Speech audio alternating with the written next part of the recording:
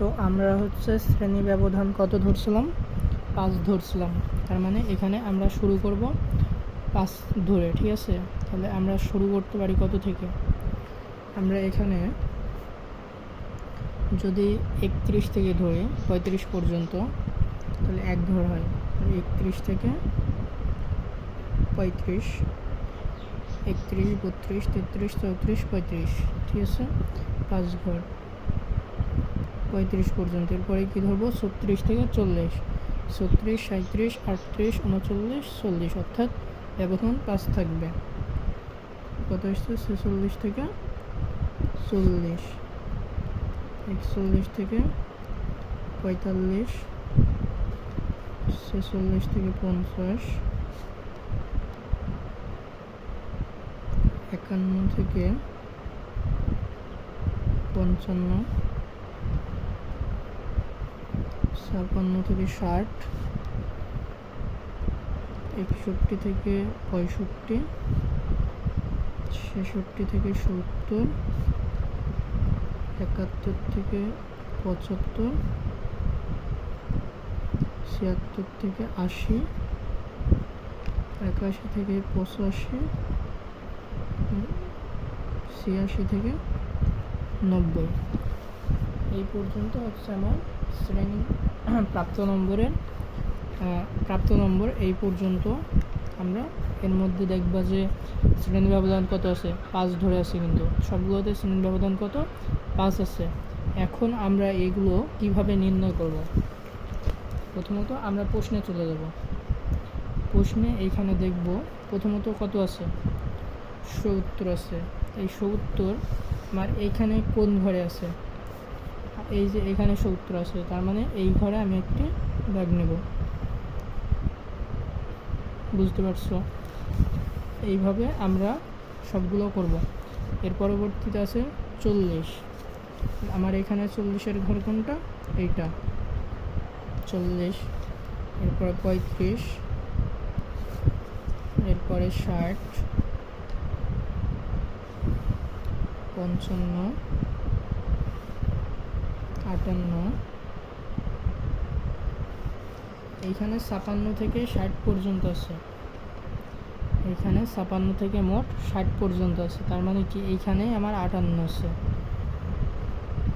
এরপরে আছে 45, 45-এর ঘর এইটা।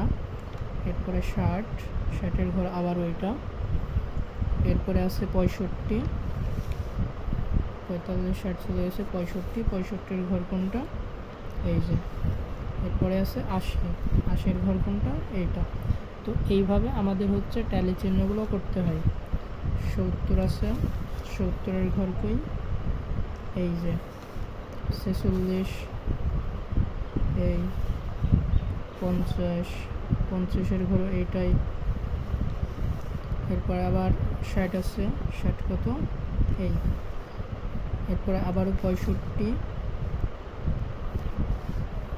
দেখতে পারছো তো সব। এরপরে গেছে 70, 70-এর ঘর এইটা। এরপরে আছে কত? 36, সরি, এখানে আছে কত? 36, 36-এর ঘর কোনটা? এই যে 36। এরপরে আছে 85, 60, 85-এর ঘর কোনটা? এই যে 85-এর ঘর। এই হচ্ছে 60-এর ঘর। আমরা কি জানি? 4টা দেওয়ার পরে 5 নম্বর ঘরে সবগুলো কেটে দিতে হয়। তো এখানে 60 পর্যন্ত গেছে। এরপরে 50, 50-এর ঘর কোনটা? এই 58, 60 একই ঘর।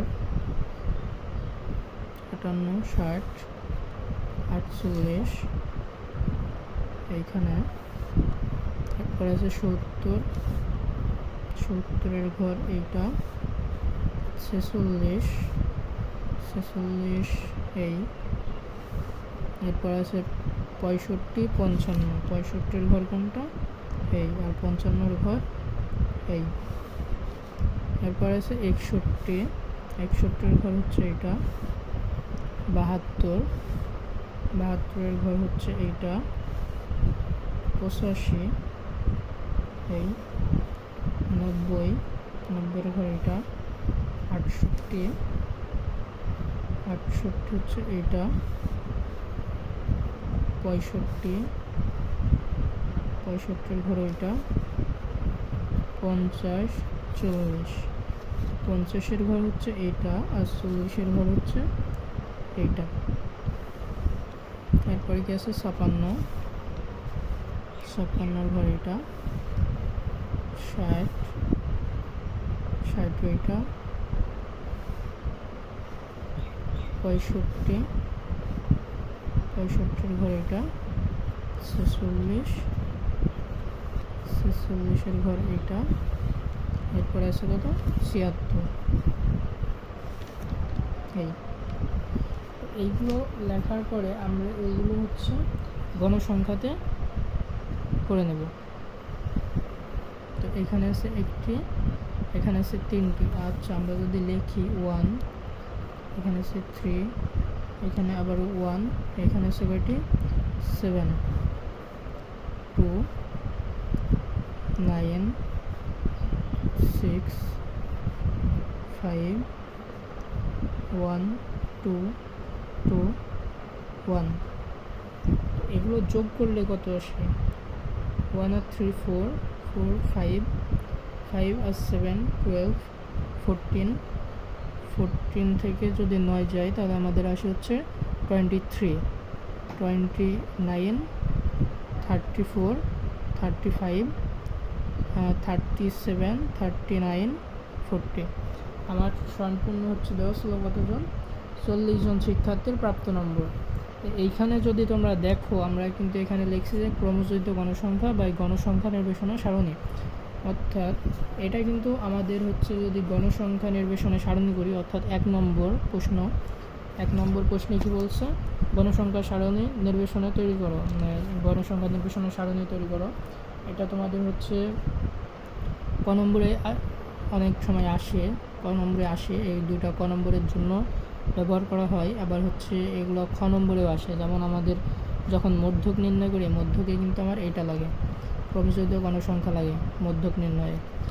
আর এই তোমাদের এইটা হচ্ছে ক নম্বরে দিয়ে থাকে অনেক সময়।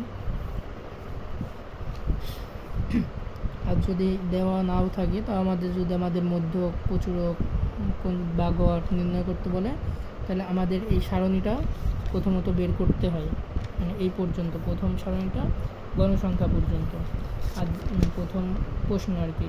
আর দ্বিতীয় প্রশ্ন যদি আমরা দেখি, দ্বিতীয় প্রশ্নটা সম্পূর্ণ সারণী। অর্থাৎ আমাদের যদি 1 নম্বর প্রশ্ন থাকে তাহলে আমরা এখান থেকে লিখব গণসংখ্যা নির্বেশনা সারণী, নিচে দেওয়া হলো। আর যদি 2 নম্বর প্রশ্ন দেওয়া থাকে যে ক্রমযোজিত গণসংখ্যা নির্বেশনা সারণী তৈরি করো, তাহলে আমরা এইটা লিখব যে ক্রমযোজিত গণসংখ্যা নির্বেশনা সারণী, নিচে দেওয়া হলো। তাই বলে আমরা এটা করব। এখন আমাদের হচ্ছে গণসংখ্যা, অর্থাৎ 1 নম্বর প্রশ্ন আমাদের শেষ, গণসংখ্যা নির্বেশনা সারণী। এখন আমরা 2 নম্বর করব কি? এখন এটা থাকবে, 1 নম্বর প্রশ্নটা 2 নম্বরের মধ্যেও আছে, কিন্তু এর সাথে যোগ হয়েছে কি ক্রমযোজিত গণসংখ্যা। এখন ক্রমযোজিত গণসংখ্যা আমরা কিভাবে বের করি? আমরা প্রথমত এইখানে, অর্থাৎ গণসংখ্যার প্রথমে যেটা থাকে সেটা আমরা লিখে নিই। লেখার পরে এইগুলো হচ্ছে আর যোগ হয়, অর্থাৎ আর ঘর যোগ করতে হবে। তো এখানে আছে 1 আর এখানে আছে 3, তাহলে যোগ করলে কত হয়? 4 হয়। 4 আছে, 1 আছে, যোগ করলে 5 হয়। 5 আছে, 7 আছে, যোগ করলে কত হয়? 12, 12, 2, 14, 14 আর 9 কত হয়? 23, 23 আর 6 29, 29 আর 5 34, 34 আর 1 35, 35 আর 2 37, 37 আর 2 39, 39 আর 1 40। তবে সাবধান, তোমাদের কিন্তু বোঝার ক্ষেত্রে আমি এই তীরগুলো দিয়েছি, তোমরা যেন এগুলো পরীক্ষার খাতায় দিও না, তাহলে কিন্তু তোমাদের ভুল দিতে পারে। ঠিক আছে? তো ধন্যবাদ সবাইকে। আজকের ক্লাস এই পর্যন্তই ছিল। তো আশা করি সবাই উপকৃত হবা। এর পরবর্তীতে আমরা হচ্ছে মধ্যক নির্ণয়ের সারণী দেখব এবং তার সূত্রগুলো দেখব, এবং সেক্ষেত্রে আমরা তার একটা প্রশ্ন আমি তোমাদের সমাধান করে দেব মধ্যকের ক্ষেত্রে। তো মধ্যকের ক্ষেত্রে কিন্তু এইটাই, ঠিক আছে, মধ্যকের সারণী আমরা এটাই ধরতে পারি, কারণ আমরা জানি মধ্যক নির্ণয়ে কী কী লাগে, শ্রেণীব্যাপ্তি লাগে, অর্থাৎ এইটাই। এখানে প্রাপ্ত নম্বর প্রশ্নে দেওয়া আছে তাই প্রাপ্ত নম্বর দিছি। এরপরে গণসংখ্যা লাগে, ক্রমযোজিত গণসংখ্যা লাগে, এইগুলোই। ট্যালি চিহ্ন থাকে না, ওই ক্ষেত্রে তোমার ট্যালি চিহ্ন বের করা লাগবে না। আর যদি তোমাদের প্রশ্নে এরকম থাকে, এরকম দেওয়া থাকে, এখান থেকে মধ্যক নির্ণয় করতে দিলে আমাদের এই সারণীটাই করা লাগবে, সেখানে আমাদের কি থাকবে, ট্যালি চিহ্ন থাকবে। এই ট্যালি চিহ্ন থেকে পরবর্তীতে আমরা মধ্যক নির্ণয় করব। তো ধন্যবাদ সবাইকে।